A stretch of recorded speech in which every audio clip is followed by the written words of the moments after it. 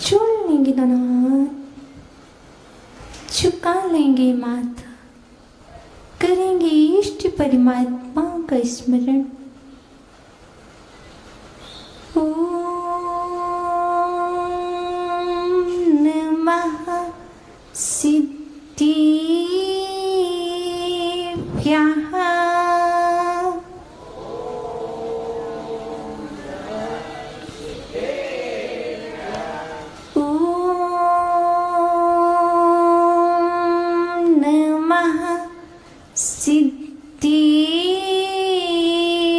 सिद्धिभ्यः।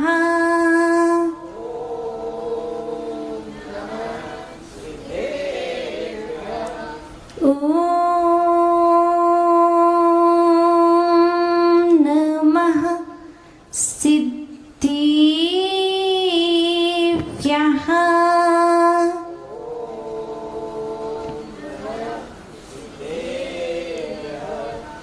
इडेमो अरिहंताडं इडेमो सिद्धाडं इडेमो अयरियाडं इडेमो अच्चायाडं इडेमो लोयिसविसाहुडं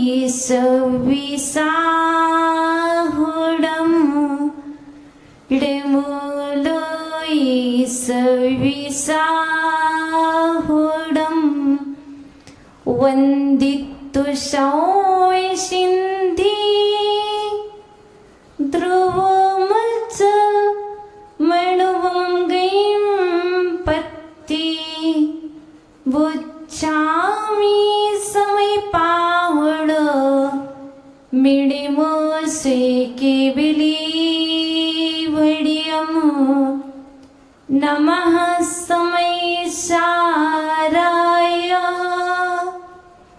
स्वानुभूत्या चकासते चित्स्वभावाविभावाय सर्वभावान्तरच्छिदे दिव्यगुणस्य आदा लाकुणदिपुग्गलम्बिकं मम्ये तमोभयमकुब्बन्तो तम्मीकां तस्य सोकत्ता जीवं मे हेतुभूते बन्धस्य दुपस्य दुनिपरिणामं जीवेणि कदं कम्मं वर्णदियो विहारमत्तीर्णे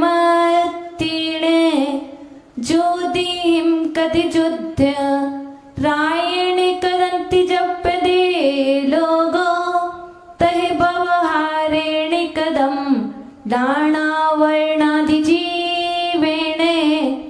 जेहराया भवहारा दोष गुणपादिगोत्या लिविदो तहि जीवो भवहारा दिव्य गुणपादिगो भड़िदो मेरी पवित्र मनी में गुरुदेव आओ मैं शास्त्र वाचन करूं प्रतिभा जगाओ अरिहंति भासित सभी श्रुत देवताओ क्या बोली ना अभी मुझे तुम ही बताओ तुम ही बताओ।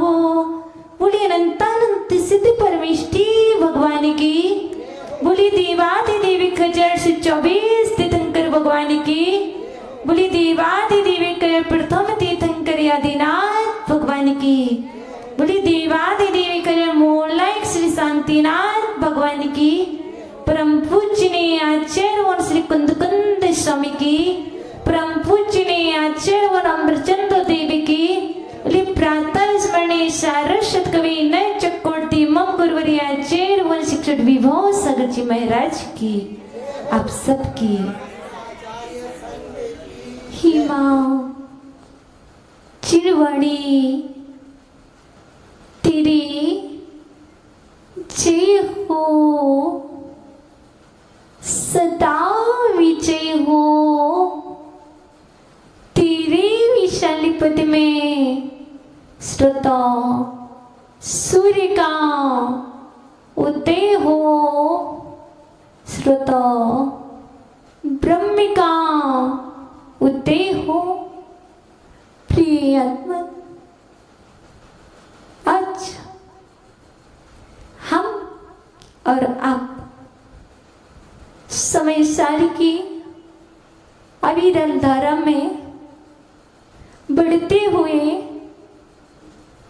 कर्ता कर्म अधिकार के माध्यम से 104 नंबर की कारिका में अवगाहन करेंगे, जिस कारिका में आचार्य भगवान कुंद स्वामी कह रहे हैं, इस कारण आत्मा निश्चय से पुद्गल कर्मों का अकर्ता है। इस कारण यह आत्मा निश्चय से पुद्गल कर्मों का अकर्ता है। अभी हम और आप कह रहे थे मैं करता हूं, लेकिन यहां पर आचार्य कह रहे हैं निश्चय से तो आत्मा अकर्ता ही है। आप कितना भी कह दो, कितना भी कह दो मैंने शास्त्र बनाया, किसी ने कहा मैंने शास्त्र बनाया, आचार्य भगवान कहते हैं इस शास्त्र को बनाने की सामग्री जो पुद्गल द्रव्य है, यदि वह उपस्थित ना होता तो क्या आप शास्त्र बना सकते थे? आप कहते हो मैंने वचन कहे, मैंने शब्द कहे, शब्द अनादि से है। सिद्धो वर्ण समामनाया, वर्णों की आमनाएं अनादि से है। किसी ने शब्दों को नहीं बनाया। यदि आप शब्दों को बनाने वाले होते तो शास्त्र बन जाता। जब शब्द ही अनादि से हैं तो आप शास्त्र को कैसे बना सकते हो? हाँ, यह अवश्य है कि आपने जो शब्द अलग अलग थे, पृथक पृथक थे, उनको एक साथ मिलाकर के एक कर दिया है। इसी तरह आप कहो कि मैंने यह कार्य किया, महात्मना वेदमी, मैं घट मना महात्मा वेदमी। आचार्य भगवान माणिक्य नंदी जी परीक्षा मुख में कहते हैं मैंने घड़ा बनाया। बनाया क्या? मैं घड़े को जानता हूं। यदि मिट्टी ना होती तो क्या घड़ा बन सकता था? क्या मिट्टी अकेली घड़ा बन सकती थी? वो संजय भी करे बन जाती, नहीं बन सकती। जैसे मिट्टी अकेले में वह शक्ति नहीं है कि वह घड़ा बन जाए, उस मिट्टी के साथ साथ कुंभकार भी निमित्त है। मिट्टी में उपादान शक्ति है घड़े बनने की, और निमित्त कुंभकार बन जाता है तो वह मिट्टी घड़े का रूप ले लेती है। इसी तरह आपके अंदर शक्ति है सिद्ध होने की, पर वह शक्ति शक्ति अभी दिखाई नहीं दे रही, क्योंकि पौद्गलिक कर्म का संयोग पाए हुए है। जब तक ये संयोग रहेगा तब तक आप अपने अंदर में छुपी हुई शक्ति को प्रकट नहीं कर सकते हो। जिस दिन आप इसको पृथक पृथक कर दोगे, किसको? आत्मा को और शरीर को पृथक पृथक कर दोगे, उस दिन किससे करोगे पृथक? किससे करोगे? तलवार से, ज्ञान से, भेद विज्ञान रूपी ज्ञान से, भेद विज्ञान की छेनी से आप जब इस आत्मा में से पुद्गल कर्मों को अलग कर देना, शरीर को अलग कर देना और आत्मा को अलग करोगे, तब कहीं जाकर के आप सिद्ध स्वरूप को प्राप्त कर सकते हो, उस शुद्ध स्वरूप को प्राप्त कर सकते हो। पूछूं आपसे, पिंजड़ा देखा? पिंजरा देखा? देखा, होता है ना? होता है। तोता देखा? पैरेट, तोता होता है, कैसा होता है? हरे रंग का, वो कह रही ग्रीन रंग का। तोता होता है, पिंजरा होता है। तोते में पिंजरा होता है क्या? पिंजरे में तोता होता है। तोता भी होता है, पिंजरा भी होता है, लेकिन पिंजरे में तोता होता है, तोता पिंजरा नहीं होता। इसी तरह आत्मा रूपी तोता इस शरीर रूपी पिंजरे में है। आत्मा रूपी तोता इस शरीर रूपी पिंजरे में है, लेकिन पिंजरा क्या आत्मा रूपी तोते में है? नहीं है। वह तोता जानता है कि मैं पिंजरे में हूं। जैसे ही पिंजरा खुलेगा और तोता उड़ के चला जाएगा, क्या वह पुनः आएगा? उस तोते से शिक्षा ले लो। वह तोता तो उस पिंजरे में भी सोने की कटोरी में रखा हुआ दूध और चावल नहीं खाता, और आप और हम उस तोते से शिक्षा ले लो। जैसे ही पिंजरा खुला तोता उड़ जाएगा। ना तो उसे सोने की कटोरी से प्रयोजन है, ना उस दूध भात से प्रयोजन है, पुनः वह वापिस नहीं आता। और हम और आप इस कर्म रूपी बंधनों से ऐसे जकड़े हुए हैं कि यह बंधन खुल भी जाए लेकिन हम पुनः बांध लेते हैं।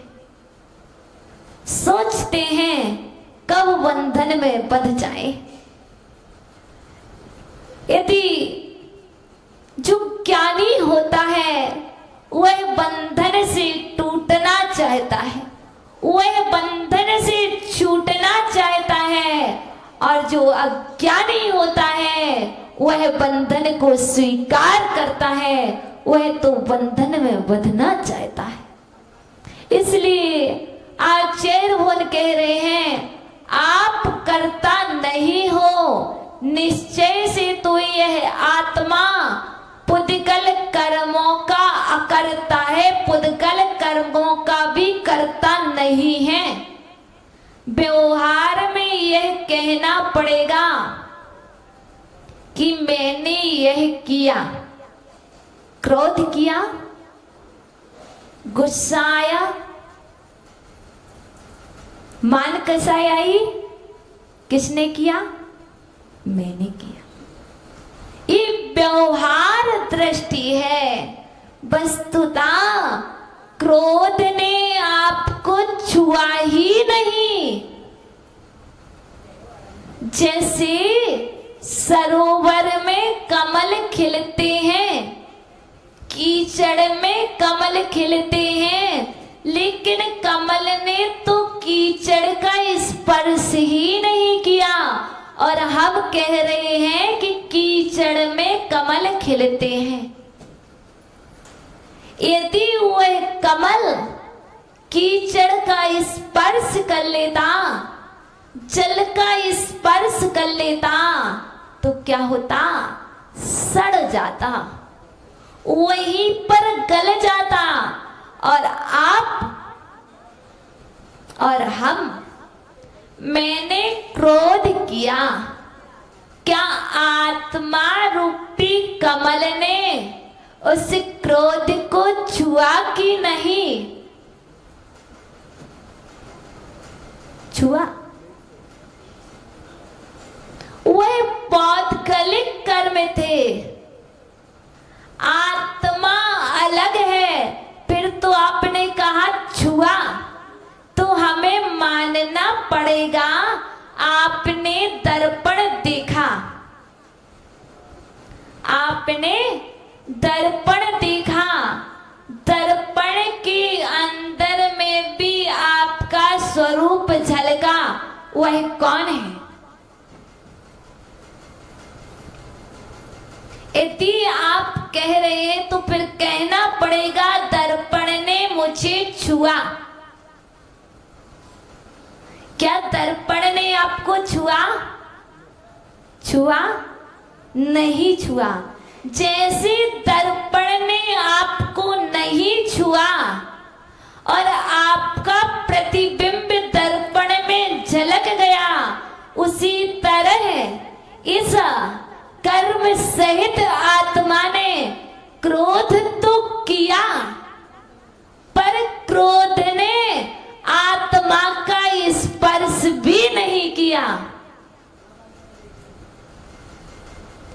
क्या सूरज ने आपको छुआ? लेकिन कहा तो जाता है सूरज की कठोर किरणें कमलों को खिला रही हैं, लेकिन सूरज तो ऊपर है और कमल सरोवर में है। छुआ क्या? नहीं छुआ। ऐसे ही जो विभाव हैं, जो विकारमय परिणाम हैं, वह आत्मा को तो नहीं छूते हैं, लेकिन यह आत्मा राग द्वेष करके उस विकार भाव रूप परिणत हो जाता है और नवीन कर्मों का बंध कर लेता है। जो निकलना था, जो जा रहा था, उसे ही बुला लिया वापस, रुको अभी मत जाओ, हम आपको ऐसे ही नहीं जाने देंगे। इतना आसान नहीं है कि आप उसकी विदाई यूं ही कर दो बाय बाय करके। वह कर्म बड़ा ही बलवान है, बहुत ही शक्तिशाली है, जिस कर्म के कारण हम और आप अनादि से आज तक इस संसार की यात्रा कर रहे हैं। यदि उस कर्म के अनुरूप ही चलते रहेंगे तो कभी भी हम आगे नहीं पहुंच पाएंगे। तो यहाँ पर आचार्य ने यही कहा है, आत्मा पुद्गलमय कर्म में द्रव्य को तथा गुण को नहीं करता है। आत्मा पुद्गलमय कर्म में द्रव्य को और गुण को नहीं करता है। उन दोनों में उभय, क्या? तस्मिन तदुभयम, उसमें गुण में और द्रव्य में, उन दोनों में अकुर्धन तस्सा सा कर्ता कथम, दोनों नहीं करता हुआ उसका कर्ता कैसे हो सकता है? जब आपने क्रोध भी नहीं किया और आपने क्षमा भी नहीं की, उसके बाद आप कैसे कह सकते हो कि मैं करता हूं? जब दोनों ही नहीं किए तो कैसे हो सकते हो? इसके लिए आचार्य भगवान आगे बतलाते हैं कि यह सब क्या है? कर्म है। लेकिन कर्म की निमित्त से भी हम अपने आप को संभाल नहीं पाते तो तद रूप परिणत कर जाते हैं। जैसे आप यहां आए, यहां आने के पहले आपने बहुत सोचा था कि हमें पूज्य गुरुवर के प्रवचन सुनना है, बहुत भावना लेकर के आए थे। लेकिन हमारा पुण्य कमजोर रहा, पुण्य कमजोर रहा कि पूज्य गुरुवर के प्रवचन हमें सुनने नहीं मिले। लेकिन भावना कुछ थी, लेकिन उसके बाद भी आपने उन भावों को एक्सचेंज किया कि नहीं किया? जो सुना रहा है उस रूप आप परिणत कर रहे हो कि नहीं? ऐसे ही या तो जो कर्म होते हैं शुभ और अशुभ, हमें जैसे निमित्त मिल जाते हैं हम उस रूप परिणत कर जाते हैं। जब हमें क्रोध के निमित्त मिलते हैं तो हम क्रोध रूप परिणत कर जाते हैं, और जब हमें स्वाध्याय के निमित्त मिलते हैं तो हम स्वाध्याय रूप परिणत कर जाते हैं। अभी संगीत की आवाज आने लगेगी, आपके अंदर से वही भजन की धुन निकलने लगेगी। क्यों? क्योंकि उस रूप आप परिणत हो गए हो। तो आगे आचार्य भगवान कह रहे हैं, जीवम्मी हेतुभूते, जीवम्मी हेतुभूते, जीव के निमित्त रूप होने से, जीव को निमित्त रूप होने से बंधस्य, बंध का तो परिणाम होता है।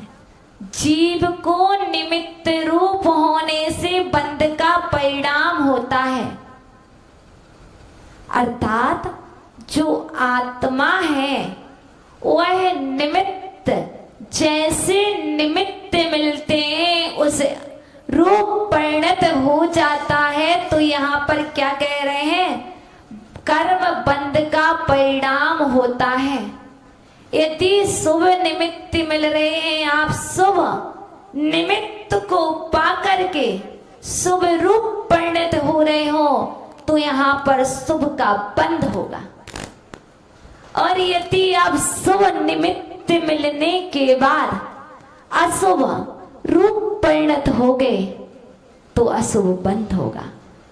दृष्टवा, ऐसा देख करके, जीवेन सप्तमी, जीव ने कर्म कृतम, जो कर्म किए हैं उपचारेण वर्णते, उसे उपचार से कहा जाता है। यहाँ पर आचार्य भगवान ने कह दिया है, जो जीव है अर्थात आत्मा को निमित्त रूप होने से कर्मबंध का बंध परिणाम होता है, ऐसा उसे देख करके जीव ने जो कर्म किए हैं वो है उपचार से कहा जाता है। जैसे कल पूज्य गुरुवर ने बताया था, आप युद्ध में गए हो, आप युद्ध कर रहे हो और उस युद्ध में तलवार भी ली है,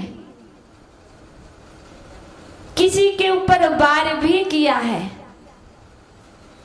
और किसी का घात भी किया है। पाप किसे लगेगा और पुण्य किसे लगेगा? आपने युद्ध में जाकर के युद्ध किया है, उससे पाप का बंध हुआ कि पुण्य का बंध हुआ? पाप का। उस पाप का फल किसे मिलेगा? जिसने किया।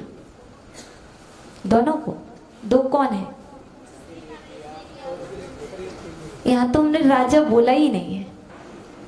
यहां पर बात ये आ रही है, जो युद्ध में गया है उसके लिए आज्ञा किसने दी? आज्ञा किसने दी? जैसे ये हाथ है, आत्मा ने तो हाथ में तलवार भी नहीं ली, तलवार तो हाथ ने ली है, लेकिन इस हाथ ने तलवार कब पकड़ी? इस हाथ में गन आई कब? जब तक आत्मा रूपी राजा की आज्ञा नहीं होगी तब तक इस हाथ में गन आ नहीं सकती। और जब हाथ में गन आ गई है और आज्ञा आत्मा से हुई है तब आपने चलाई, तो फल किसे मिलेगा? शरीर को मिलेगा कि आत्मा को? कष्ट किसे होगा? इस शरीर को होगा कि आत्मा को? कर्म से बंध किसको होगा? शरीर को कि आत्मा को?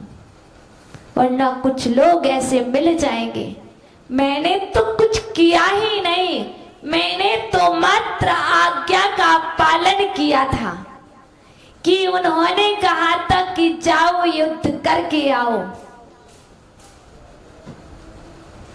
जैसे पूज्य गुरुवर ने कहा है प्रवचन करके आओ,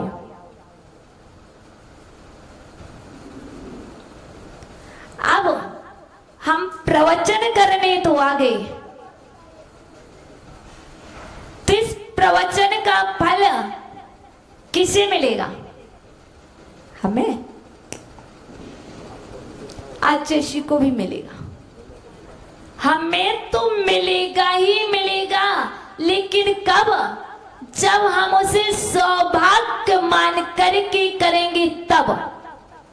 हम सोचें कहां से ये भार दे दिया है, मुझे करना तो नहीं था पर करना पड़ रहा है, और पूज्य गुरुवर को उसका पूरा का पूरा पुण्य मिल जाएगा। मिलेगा क्या? पर दोनों को फल, लेकिन हो सकता है इस समय हम शुभ में तो लगे, ऐसे ही जब हम अशुभ में लग जाते हैं, युद्ध करने लगते हैं, तो राजा को भी पाप लगता है और उस प्रजा को भी पाप लगता है। तो पहले जो कुछ कर रहे हो उसके पहले जानो कि हमारे अंदर बैठे हुए राजा ने मुझे आज्ञा दी है। आप प्रवचन सुन रहे ना? कैसा लग रहा? क्या लग रहा? इन्होंने कहा अच्छा लग रहा। क्या लग रहा? आज्ञा किसने दी प्रवचन सुनने की? आचार्य ने नहीं, आपके अंदर बैठे हुए आचार्य भगवान ने, आपके अंदर बैठा हुआ राजा। राजा कौन है? आत्मा। आत्मा रूपी राजा ने आपको प्रेरणा दी है, चलो प्रवचन सुनना है। जब तक वह आत्मा रूपी राजा आपको प्रेरणा नहीं देता तब तक आप प्रवचन सभा में भी नहीं बैठ सकते। इसी तरह जो कुछ भी हो रहा है इसमें सबसे पहले मैं ही हूं उस कर्म का कर्ता। व्यवहार से, उपचार से,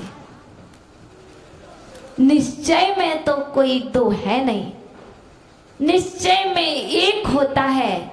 जहां दो होते हैं वहां व्यवहार होता है। आप कितने हो? एक हो कि दो हो? हम मात्र कहते हैं एको हम निर्ममः शुद्धो ज्ञानी योगेंद्र गोचरहा बाह्य संयोग गजाभावा मत्ता सर्वेपि सर्वथा। मैं एक हूं, निर्मम हो। क्या? जब मैं कह रहा हूं मैं एक हूं, हो ही नहीं, ऑलरेडी पहले से इस शरीर को साथ में लेकर के आए और झूठ कहते हो मैं एक हूं। यहां कह भी नहीं मैं एक हूं, एक हूं, एक हूं, शुद्ध हूं, शुद्ध हूं, शुद्ध हूं। जहां शुद्ध दशा है वहां पर तो कहा ही नहीं जाता।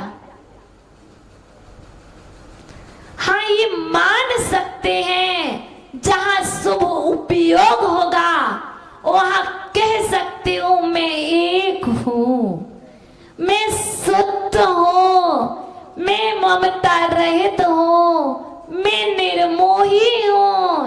इस शुभ उपयोग में तो कहा जा सकता है, पर शुद्ध उपयोग कथन का विषय नहीं है, शुद्ध उपयोग तो अनुभव का विषय है।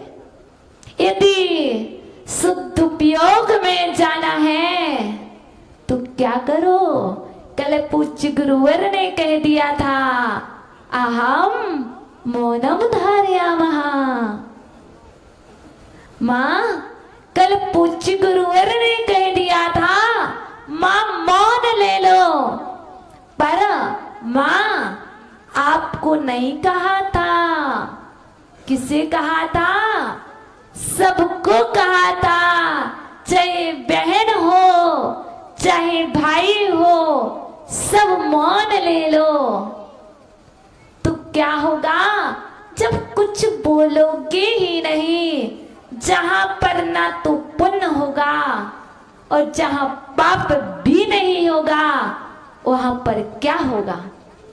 वहां पर कुछ अच्छा ही होगा। जहां पर कुछ बोला जाता है, जहां पर कुछ कहा जाता है, वहां पर निश्चित है या तो राग होगा या द्वेष होगा।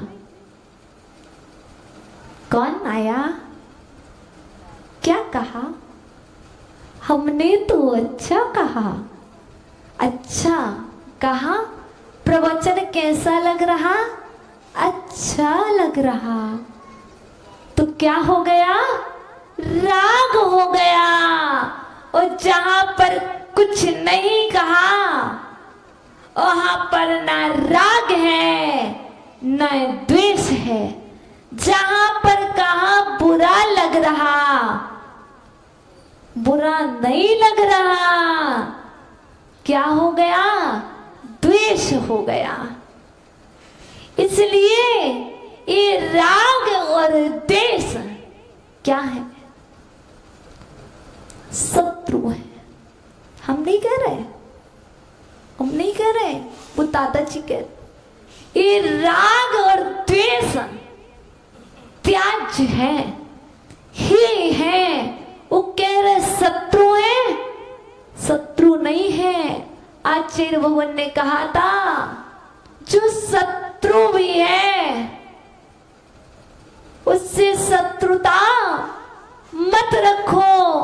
यदि शत्रुता रखोगे तो शत्रुता का अंत नहीं होगा। इसलिए शत्रु मत मानो, बस यही है।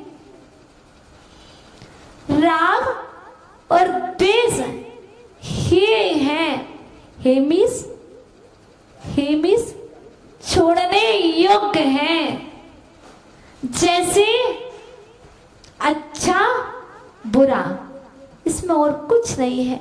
हम प्रतिदिन एक दिन में समथिंग 8 से 10 घंटे या तो राग द्वेष इस जीवन रूपी गाड़ी के दो ही पलड़े हैं। जैसे तराजू देखिए, ये तराजू है और ये दो पलड़े हैं। इस तराजू में दो पलड़े कौन कौन से हैं? एक पर बाट रखे जाते हैं, एक पर सामान रखा जाता है। तराजू ऐसी होती ना, एक पर बाट रखे जाते हैं, एक पर सामान रखा जाता है। ऐसे ही हमारी जीवन रूपी गाड़ी के दो पहिए हैं या दो पलड़े हैं। एक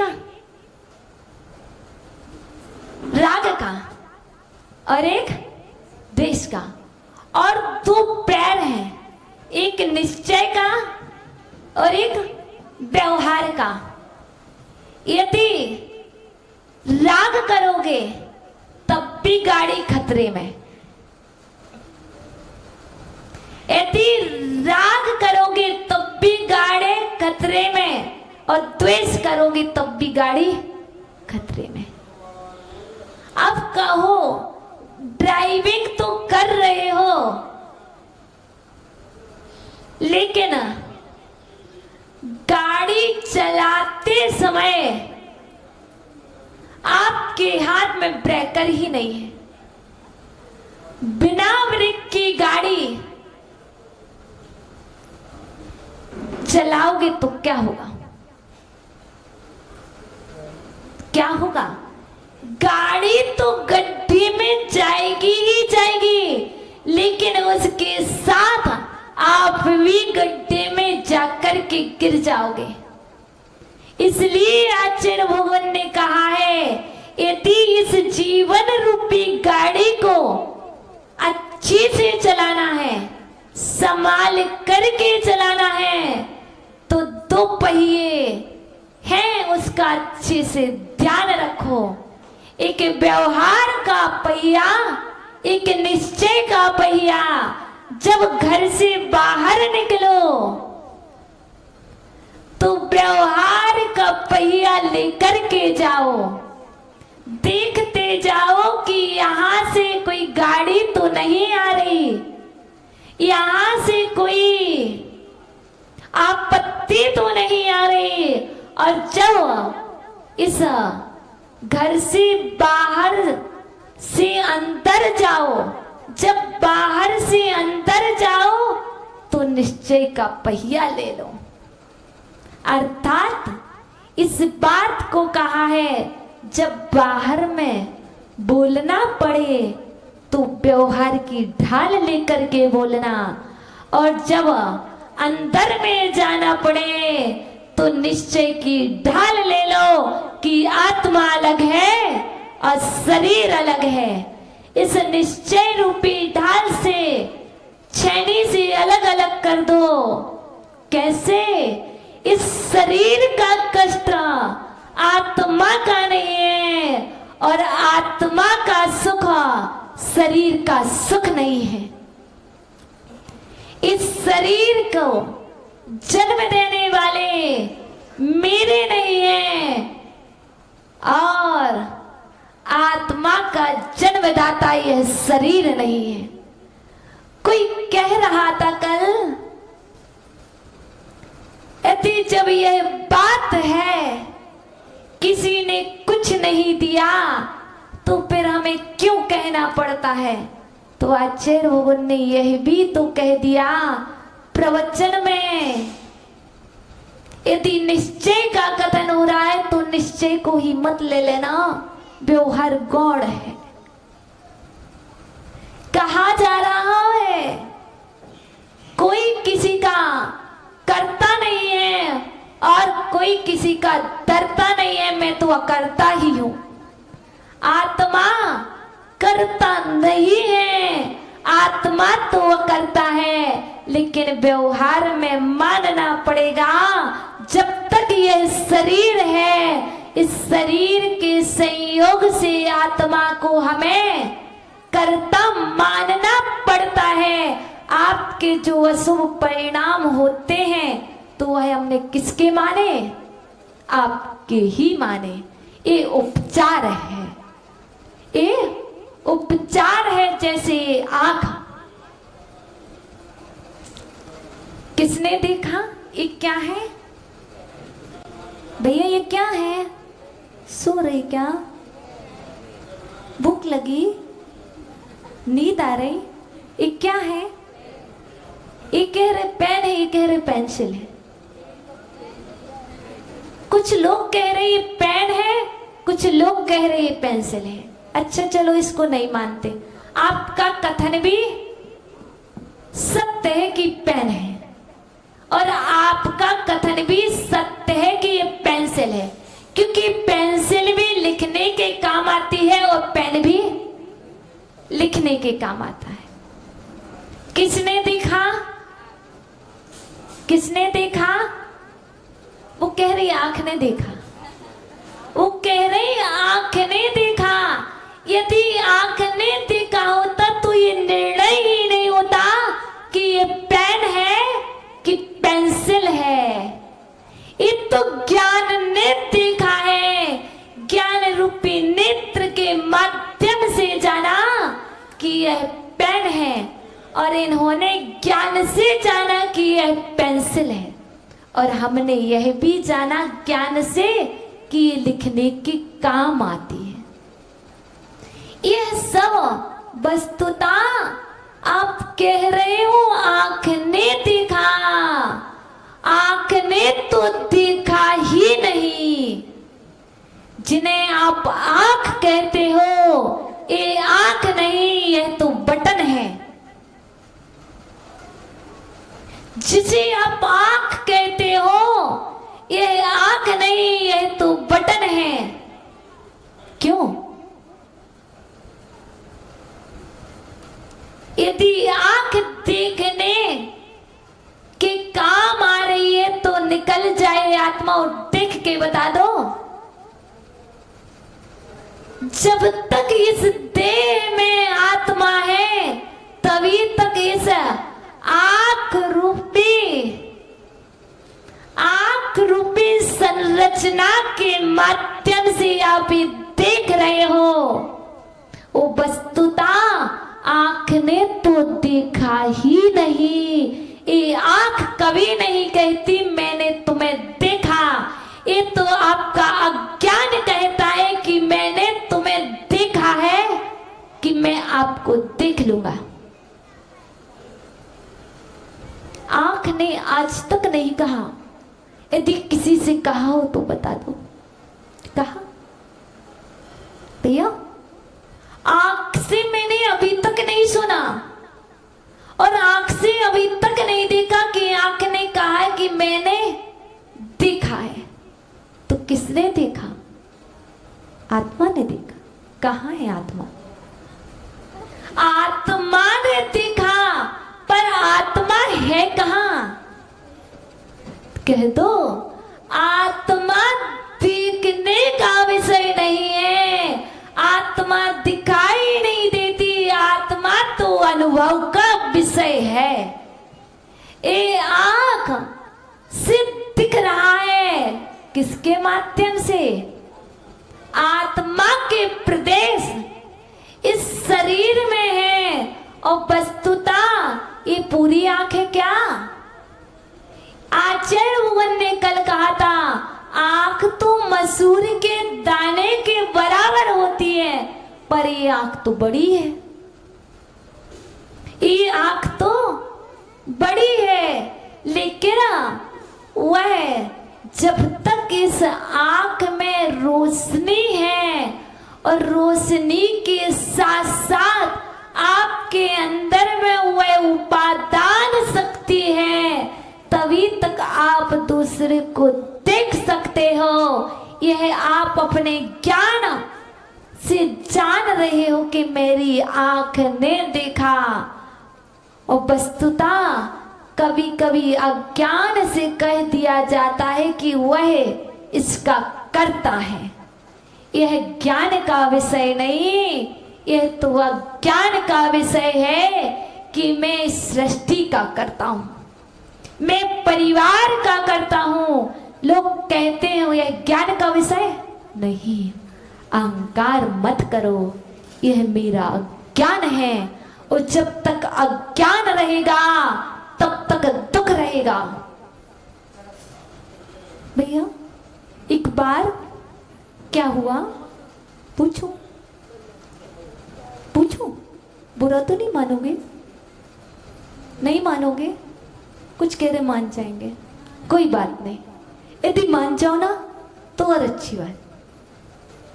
पूछो अज्ञान कितना है?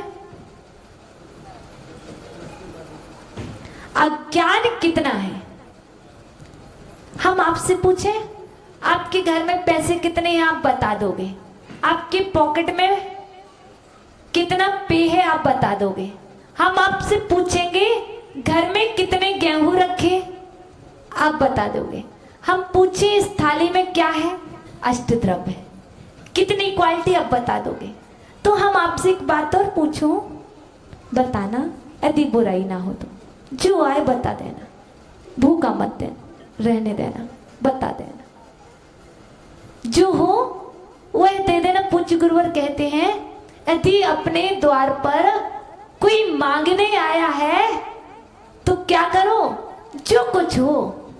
एक रोटी नहीं है, कोई बात नहीं, एक गिलास होगा वह दे दो, लेकिन दे देना।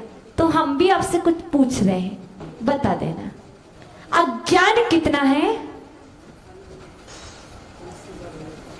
दुख कितना है, अच्छा बता दो। सीमा नहीं है। अच्छा एक बात और पूछो, इन्होंने कहा सीमा नहीं है। सीमा है इधर कोई? वो संजय भैया बोला मेरे घर पे है सीमा। उस सीमा की बात यहां नहीं कर रहे। तो फिर पूछो अच्छा सुख कितना है? अच्छी हो। अच्छा तो ये भी नहीं बताते, कोई बात नहीं, एक बात और पूछते, चौथी बात, लास्ट। अच्छा ये बताओ ज्ञान कितना है? ज्ञान कितना है? कोई कुछ भी नहीं बोलता। कहीं हमने कुछ गलत पूछ लिया क्या? कोई गुनाह हो गया आपसे? नहीं। तो हम पूछे, अब हम बता दे, बता दे, बता दे। अज्ञान कितना है? सीमा है।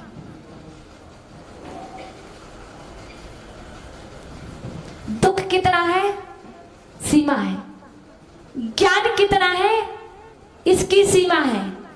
सुख कितना है? इसकी सीमा है। बताएं, कौन जानना चाहता? आप दुखी हो कि सुखी? आप दुखी हो कि सुखी? सुखी। आप ज्ञानी हो कि अज्ञानी? ज्ञानी हो। कितने ज्ञानी हो? नहीं पता, अब बता। तो आचार्य भगवान से यही बात एक बार पूछी कि पूज्य गुरुवर बताओ तो सही ज्ञान है कितना? तो आचार्य भगवान ने बताया ज्ञान बराबर सुख। हम क्वेश्चन भी कर रहे थे और आंसर भी दे रहे थे आपको एक साथ।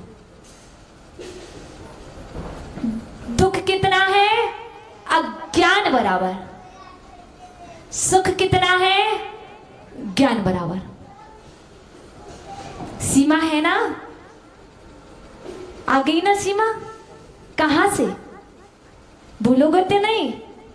दुख कितना है?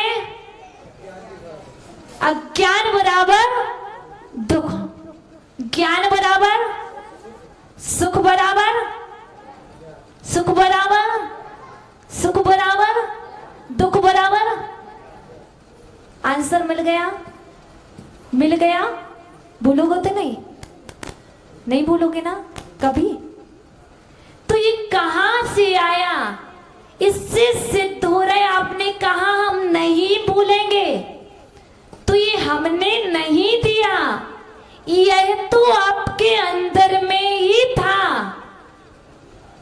बस आपने उसके ऊपर जो आवरण डला था उस आवरण को हटाया नहीं था, तो कह रहे थे सीमा नहीं है।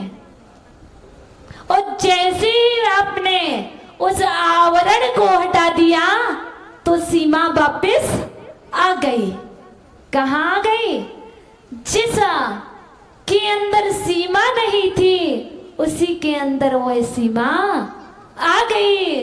जो उस ज्ञान से क्या था, अपूर्ण था, वही व्यक्ति ज्ञान से पूर्ण हो गया।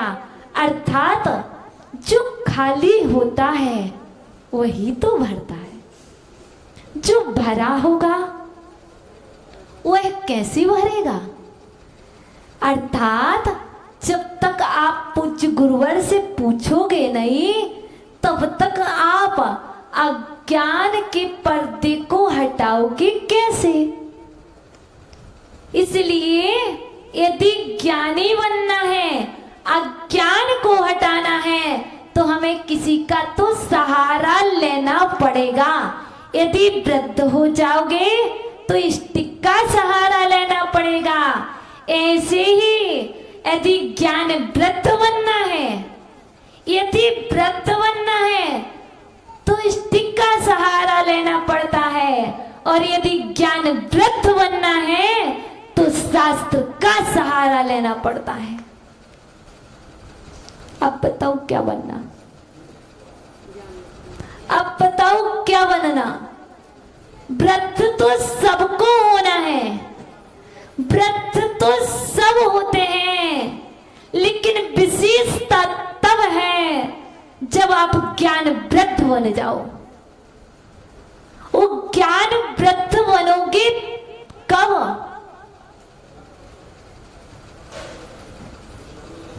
ज्ञान वृद्ध बनोगे कब? शास्त्र के माध्यम, स्वाध्याय के माध्यम से। तो यहां पर कह रहे हैं जब ज्ञान वृद्धि को प्राप्त होगा तो ज्ञान वृद्ध बन जाओगे, और जब अज्ञान वृद्धि को प्राप्त होगा तो आप वृद्ध बन जाओगे। और वृद्ध अवस्था में आपको ऐसे ऐसे स्टिक को पकड़ पकड़ के चलना पड़ेगा।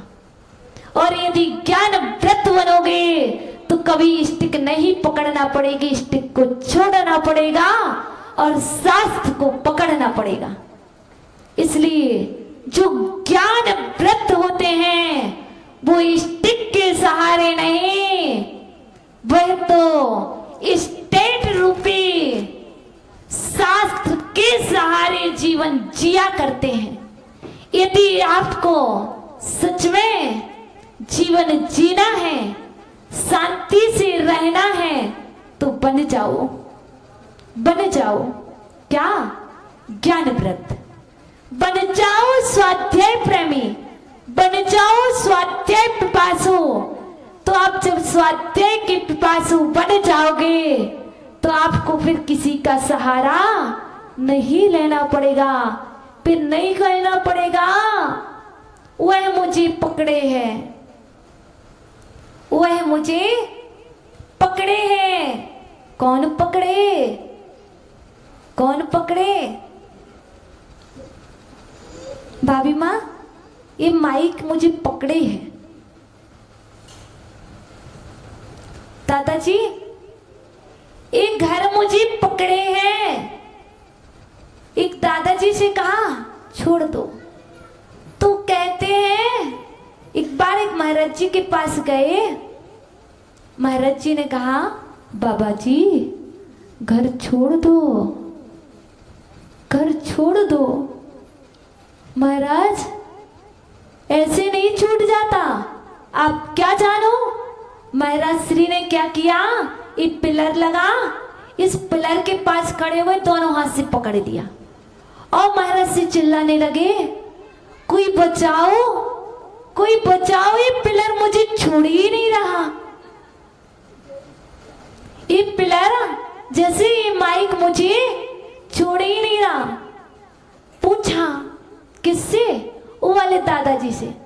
तो दादाजी क्या बोले, अरे माता जी आप अपने हाथ की मुट्ठी खोल दो, आप ये मुट्ठी खोलो, ये माइक से आप छूट जाओगे। तो महाराज श्री ने कहा यही तो मैं कह रहा हूं, अज्ञान की गांठ को खोल दो।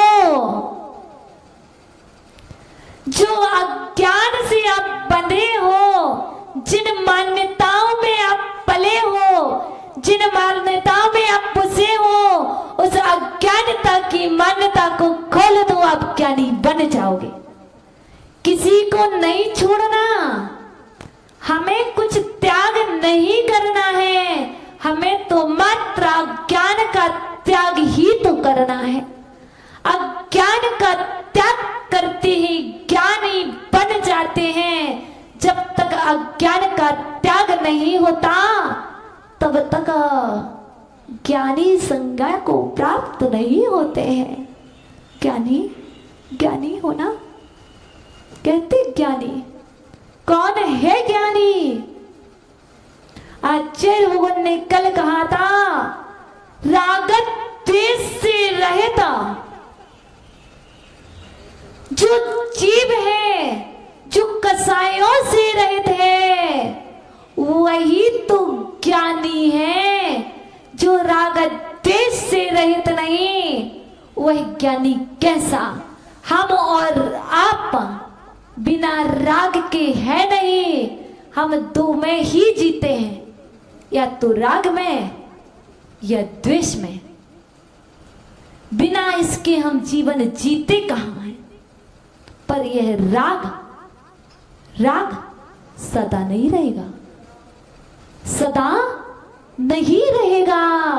यह राग भी छूट जाएगा। तुम छोड़ो तो अच्छा, और नहीं छोड़ो तो और भी अच्छा। छोड़ दो तो अच्छा, और नहीं छोड़ो तो और अच्छा। क्यों? तुम नहीं छोड़ोगे तो छूट जाएगा।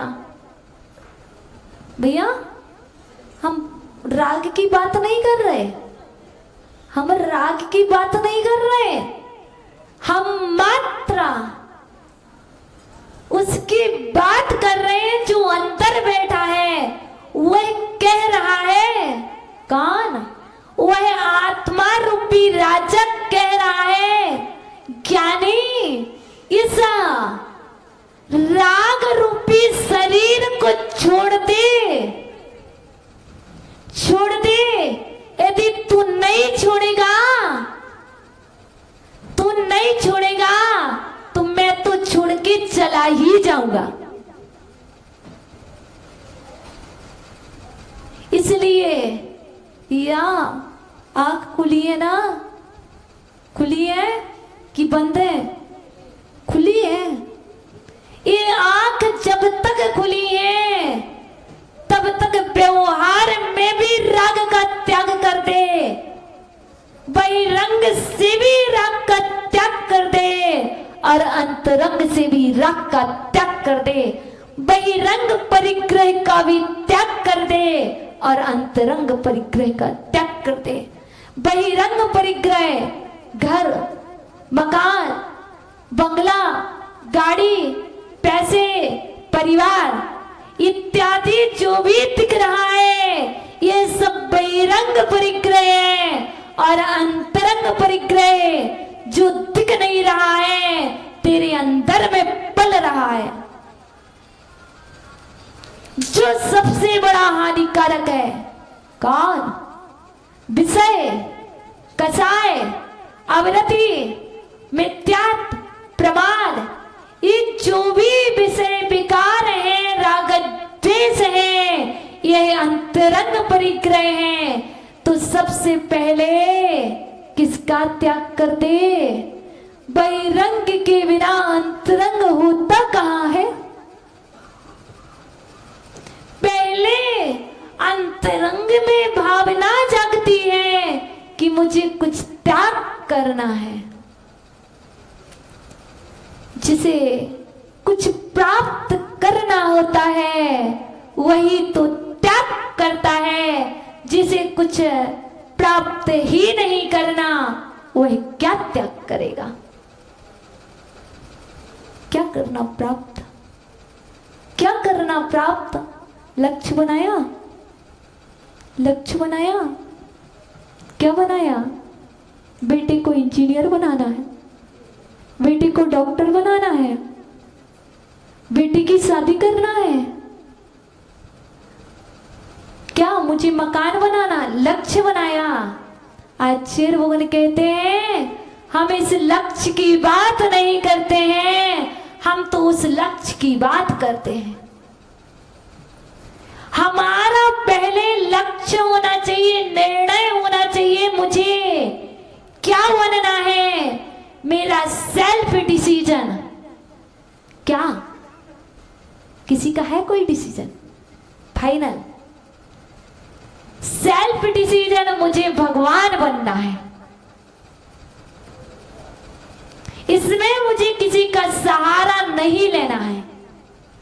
जैसे पारसनाथ कौन सी पर्याय में? हाथी की पर्याय में, गजराज की पर्याय में जिनराज बनने का सेल्फ डिसीजन कर लिया था, मुझे भगवान बनना है। और आप